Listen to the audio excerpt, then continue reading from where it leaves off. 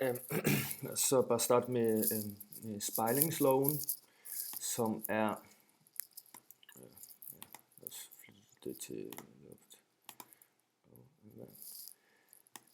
Som er simpelthen det der, at her har vi for laseren til ned er en indfaldsvinkel, som bliver spejlet op af med spejlingsvinklen, som er den samme, og det er den altid den samme, ja, som så fører os til brydningsloven, som er det, hvor det bryder, som siger, at sinus er indfaldsvinklen, som her, divideret med sinus af brydningsvinklen, som er her, bliver til brydningsindekset. Det vil sige for eksempel sinus 45 divideret med sinus 32 bliver 1,33 ind, som så som vand. Så går jeg over til, så skal vi flytte til glas. Hvad er det? Luft.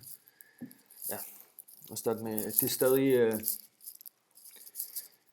spejlingsloven gælder stadig, som det gør brydningsloven også. Så hvis vi siger, for eksempel der, 30 divideret med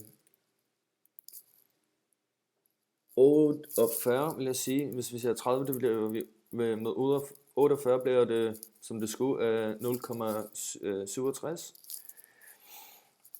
Og hvis vi så finder grænsevinklen, som jeg tror på 42, den forsvinder, vil det også blive sammen med sinus 42 er 0,67. Og efter det rammer vi totalrefleksionen, som så også betyder, at det er ingen brydningsforhold. Så går over til, okay. Og så skal vi snakke om lyslederkabel. En lyslederkabel er lavet af glas eller plastik. Den transporterer data som lysimpulser gennem fibre med lysets hastighed. Det bliver brugt til telekommunikation, telefoner og sådan noget.